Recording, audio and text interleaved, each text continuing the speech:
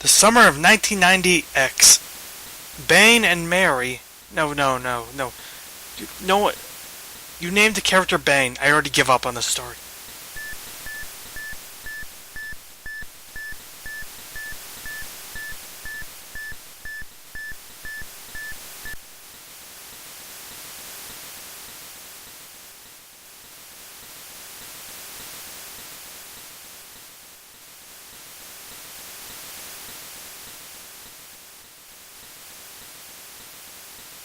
If he's been kidnapped, is that a bad thing? Is that a good thing? If he made something like that?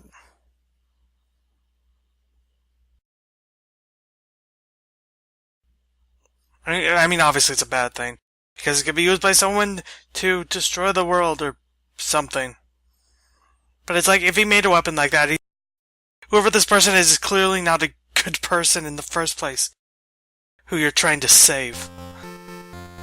But anyway, this is every NES game, and this is Slider, pointing to me, and this, pointing to the screen, is Clash at Demonhead. Now, start on Route 1, Pokemon style. It's a sort of platformer shoot 'em up thing. I think it's good. It's good-ish, I guess I would say.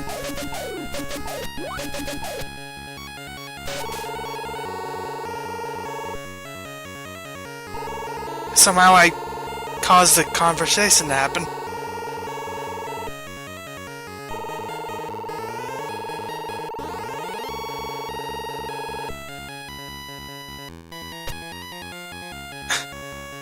He'll be waiting on Route 33, I guess. Might be a while before we see him. Now you actually get you have a bunch of different items that you can get, and I have a few already.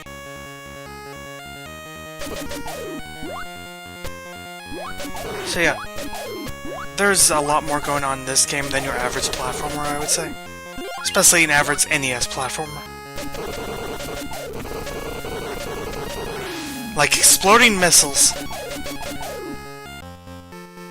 So now we got through the area, we can select where we go next on this map. Do we want to go north to Route 2, east to 3, or west to Route 4? I think we'll go for... Yeah, I'm definitely gonna go for 2. So I guess it's a kind of like early Metroidvania styled game. That's pretty cool.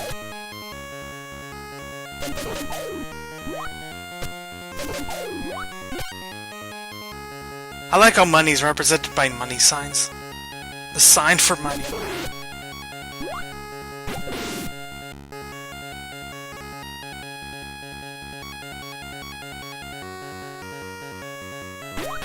Now if they stay in the water for too long, you'll start to lose health. You can actually get items to help with that. Now, this seems to be somewhat of a dead end, so I'm interested in where it goes to.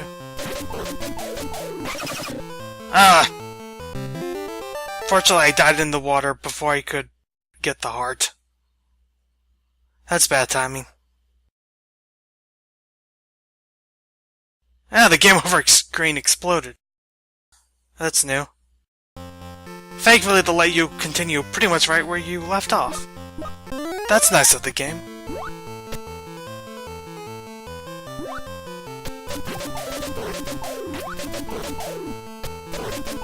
Also, you can climb up walls!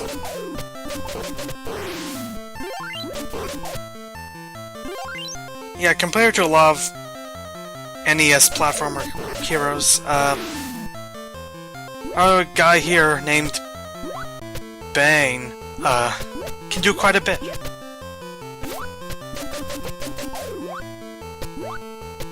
Except deal with narrow corridors, apparently.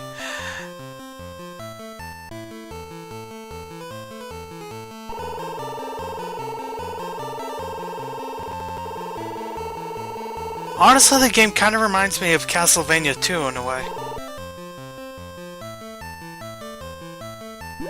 Got little hints of where we can go. And suddenly, the shop icon appears!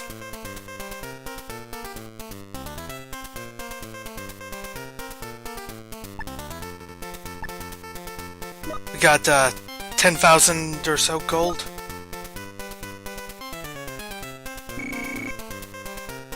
Well, I guess not gold, money.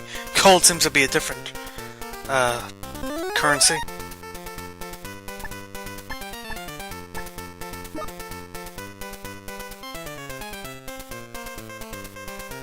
This will give a password.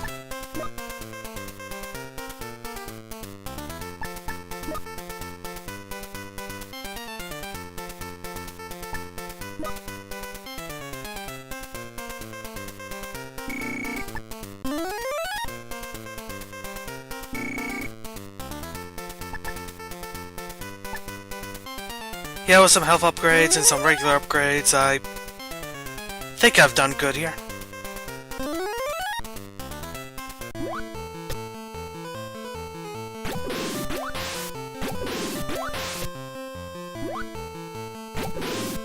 Even though this seems to be a dead end, if we go below the surface, there's actually a water area down here. So we can even continue going towards, we can continue going this way despite it seeming to be a dead end. But instead I think I'm gonna go back. See what's to the east instead.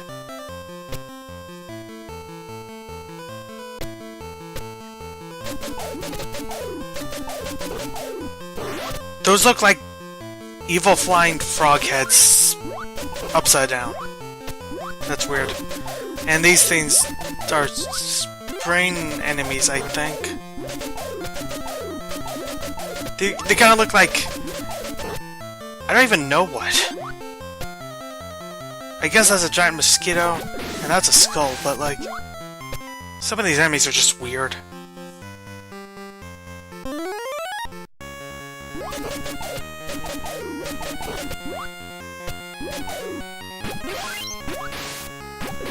One of the reasons I say this game is like maybe good, kinda good, is that the controls are just slightly off.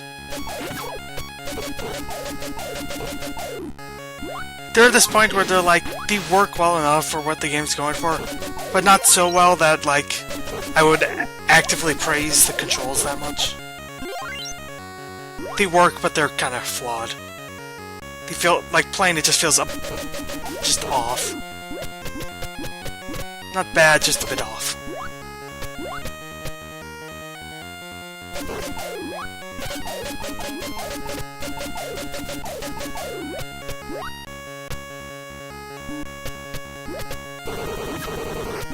I make a terrible mistake to go through here. Should have been more patient. I've had more health for this guy.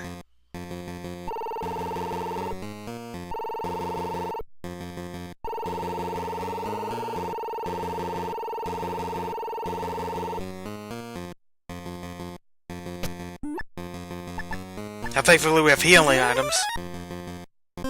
Unfortunately, they only heal 1 health. Not as useful as I would have hoped.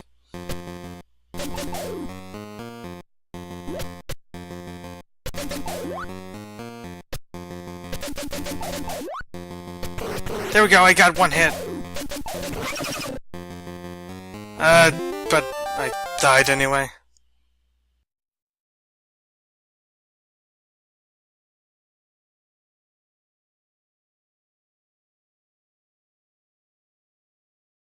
Yeah, I will say, despite everything, despite the fact that that boss was kind of nonsense, like,